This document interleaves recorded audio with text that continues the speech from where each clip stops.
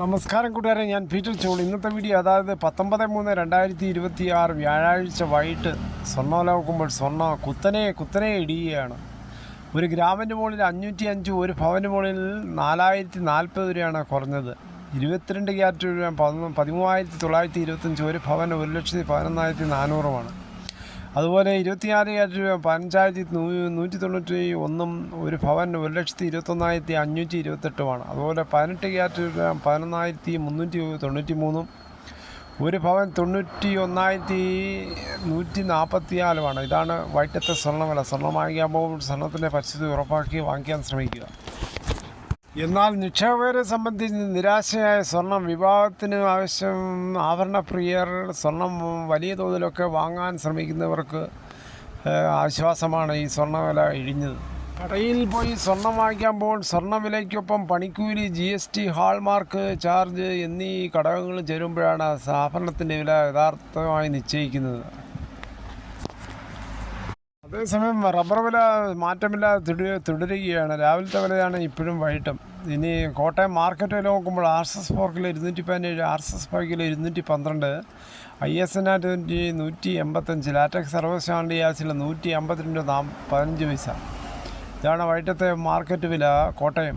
ഇനി കൊച്ചി വില നോക്കുമ്പോൾ RSS 4 kilo 217, RSS 5 kilo 212, Agartala വില നോക്കുമ്പോൾ RSS 4 കിലോ 207, RSS 5 കിലോ 204. വിദേശ വില നോക്കുമ്പോൾ Bangkok RSS 4 kilo 233.90, RSS 5 kilo 233.47. ഇതാണ് വൈകിട്ടത്തെ റബ്ബർ വില. കേരളത്തിൻ്റെ മുൻ മുഖ്യമന്ത്രിയും CPM നേതാവുമായ സഖാവ് EMS നമ്പൂതിരിപ്പാട് ഓർമ്മയായിട്ട് ഇന്ന് 28 വർഷം. അതായത് മാർച്ച് 19 വിട പറഞ്ഞത്. 1909 ജൂൺ 13 ജനിച്ച പെരിന്തൽമണ്ണയിൽ ഏലംകുളം മനയിൽ ജനിച്ച ശങ്കരൻ നമ്പൂതിരിപ്പാട് 1998 മാർച്ച് 19 വിട പറഞ്ഞത്. കുഞ്ഞുനാളിലെ സമൂഹത്തിലെ അനാചാരങ്ങൾക്കും ജാതീയമായ വേർതിരിവുകൾക്കുമെതിരെ ചിന്തിച്ചു തുടങ്ങിയ വ്യക്തിയായിരുന്നു സഖാവ് EMS നമ്പൂതിരിപ്പാട്. വേദങ്ങളും ഇതിഹാസങ്ങളും വ്യത്യസ്തമാക്കി അദ്ദേഹം വായനയുടെ പുതിയ ലോകം കണ്ടെത്തി.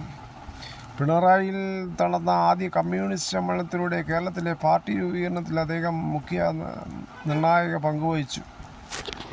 1957 കേരളത്തിൻ്റെ ആദ്യ മുഖ്യമന്ത്രിയെ അധികാരമേറ്റു. ഭൂപരിഷ്കരണ നിയമം, വിദ്യാഭ്യാസ ബില്ല് തുടങ്ങിയ വിപ്ലവാത്മകമായ തീരുമാനങ്ങളിലൂടെ കേരളത്തിൻ്റെ സാമൂഹിക ഭൂപടം അദ്ദേഹം മാറ്റിമറിച്ചു.